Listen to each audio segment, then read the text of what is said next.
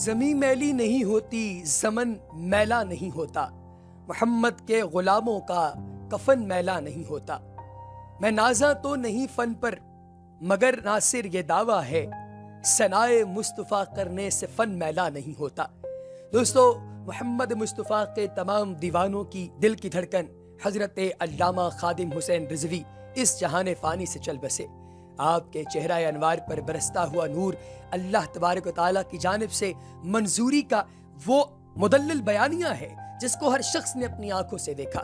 آپ کے چہرے کی جب آخری دیدار کی خواہش لے کر گزر رہے تھے، اس وقت آپ نے دیکھا ہوگا کہ آپ کا چہرہ کس طریقے سے نور سے تلملا اٹھا۔ آپ کے چہرہ انوار پر جو دستار مبارک پڑی ہوئی ہے، اس پر سرکار دو عالم کے پایہ استقلال کا نقش موجود ہے، جس نقش کو دیکھ کر فرشتے بھی سجدہ رو ہوتے ہیں۔ حافظ خادم حسین رضوی نے اپنی پوری زندگی سرکار دو عالم کے نام لیواؤں اور سرکار کی ناموس کی حفاظت کے لیے وقف کر دی۔ 55 سال کا یہ بوڑھا اپنی دونوں ٹانگوں سے معذور ہر اس جگہ پر پہنچتا جہاں پر سرکار کے نام لیواؤں کا جم غفیر موجود ہوتا۔ آپ کی ایک آواز پر لاکھوں دیوانے لبیک کہتے ہوئے تحریک لبیک پاکستان کے ساتھ جڑتے۔ دوستو، اس قبر کی پہلی رات جب لوگوں کو اس چیز کا ڈر ہوگا کہ پتہ نہیں ہم نے فرشتوں کو جواب میں کیا کہنا ہے، آپ حضرت سفینہ کی طرح لگاتار یہ کہتے رہیں گے کہ میں سرکار کا امتی ہوں، میں سرکار کا امتی ہوں، میں سرکار کا نام لیوا ہوں، سرکار کی ناموس کی حفاظت کا رکھوالا رہا ہوں۔ میں نے ہر اس شخص کے خلاف علم بغاوت بلند کیا جس نے سرکار کی ناموس اور دین اسلام کی ناموس پر حملہ کیا۔ آپ کی آواز یہاں سے اٹھتی تو پاکستان کے ایوانوں سے لے کر انگلینڈ تک، فرانس سے لے کر امریکہ تک ہر اس ہال کے اندر گونجتی جہاں پر دنیا کی حکومت کا، دنیا کی بادشاہت کا فیصلہ کیا جاتا ہے۔ آپ نے فریڈم آف سپیچ کے نام پر دین اسلام کے خلاف بولنے والوں کی زبانیں ایسی بند کر دیں کہ لوگوں کے اندر ایک ایسا ڈر اور خوف پیدا ہو گیا کہ وہ سرکار کے خلاف کبھی اپنی زبان سے کوئی لفظ ادا نہ کرے۔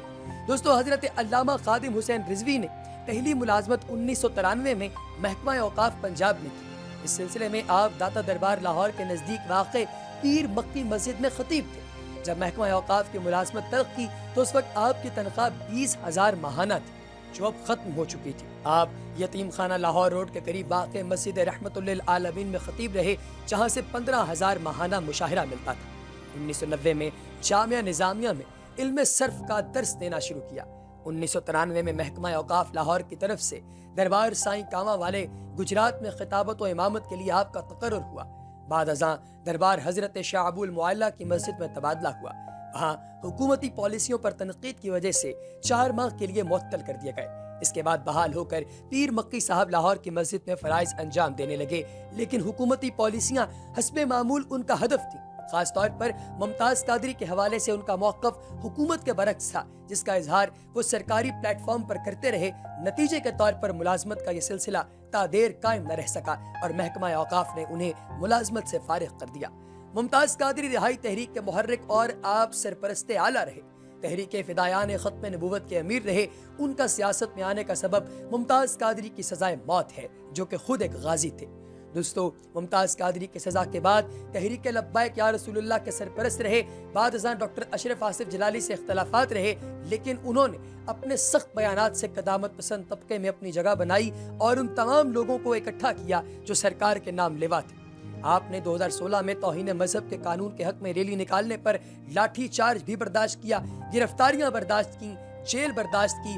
2017 میں NA 120 لاہور کے ضمنی انتخاب میں آپ سیاسی منظرنامے پر بھی سامنے آئے، آپ کو پھر دوبارہ گرفتار کیا گیا، آپ پر لاٹھی چارج کیے گئے، لیکن آپ نے 2018، 2017 اور اس سے پہلے جب بھی کبھی بھی سرکار کی ناموس پر حملہ ہوا، خاص طور پر ہالینڈ میں جب سرکار کے خاکوں کی نمائش کی گئی، گستاخی کی گئی، تو آپ نے لاہور تا اسلام آباد مارچ کیا اور دھرنا دیا۔ آسیہ نام کی ایک عورت پر توہین رسالت کا الزام لگایا گیا، کورٹ نے اسے موت کی سزا سنائی، لیکن سپریم کورٹ میں سے رہائی مل گئی۔ خادم حسین رضوی کا شدید رد عمل سامنے آیا۔ تحریک لبیک کے کارکنوں نے باقاعدہ تشدد کا راستہ اختیار کیا، سینکڑوں گاڑیوں کو آگ لگا دی، جس کے نتیجے میں خادم حسین رضوی اور ان کی تنظیم کے عہدیداروں اور معاونین کو گرفتار کر دیا گیا۔ دوستو، خادم حسین رضوی دہشت گردی کے الزام میں لاہور پولیس کی حراست میں بھی رہے، لیکن جب آپ کا انتقال ہوا تو آپ کے چہرے پر موجود نور دنیا کو یہ بتا رہا تھا کہ قبر کے اندر خادم حسین رضوی کی پہلی رات کیسی گزری ہو۔ جب آپ قبر شریف میں گئے ہوں گے تو دنیا کے لیے تو قبر ایک ایسی جگہ ہے جہاں سے وہ ڈرتے ہیں، گھبراتے ہیں، لیکن سرکار کی امتیوں کو قبر کا کبھی ڈر نہیں رہتا۔ آپ جب قبر میں گئے ہوں گے تو یقینی طور پر منکر نقیر نے جب پہلا سوال کیا ہوگا بتا تیرا رب کون ہے، تو آپ نے یہ کہا ہوگا کہ میرا رب خدائے بزرگ و برتر، خدائے لم یزل، اللہ تبارک و تعالیٰ ہے۔ جب پوچھا گیا ہوگا کہ تیرا رسول کون ہے تو آپ نے کہا ہوگا حضرت محمد مصطفیٰ خاتم النبیین، جن کے بارے میں خدائے بزرگ و برتر نے قرآن پاک میں ارشاد فرمایا ما کان محمد ابا احد من رجالکم ولکن رسول اللہ و خاتم النبیین وکان اللہ بکل شیء علیما، جو کہ خاتم النبیین ہیں، ختم نبوت کا نعرہ لگانے والے خادم حسین رضوی یقینی طور پر جنت الفردوس گئے ہوں گے۔ آپ کے چہرہ انوار سے پتہ چلتا ہے کہ دنیا کی تمام دولتیں آپ کے قدموں میں یقینی طور پر موجود تھیں، لیکن آپ نے تمام دولتیں ٹھکرائیں اور اپنے منبر پر بیٹھ کر بارہا یہ کہا کہ اگر کوئی میری جان لینا چاہتا ہے تو جان لے لے، لیکن مروں گا میں تب جب اللہ تبارک و تعالیٰ کی طرف سے کلو نفس ذائقۃ الموت پر حق میری زندگی پر ثابت ہوگا۔ جب میں اپنی جان دوں گا موت مجھے صرف تبھی آئے گی، اس سے پہلے نہیں آ سکتی۔ 2009 میں پیش آنے والے ایک حادثے میں آپ معذور ہو گئے تھے اور ویل چیئر تک محدود ہو گئے تھے، جس کی بہت سی تفصیلات سامنے آئیں۔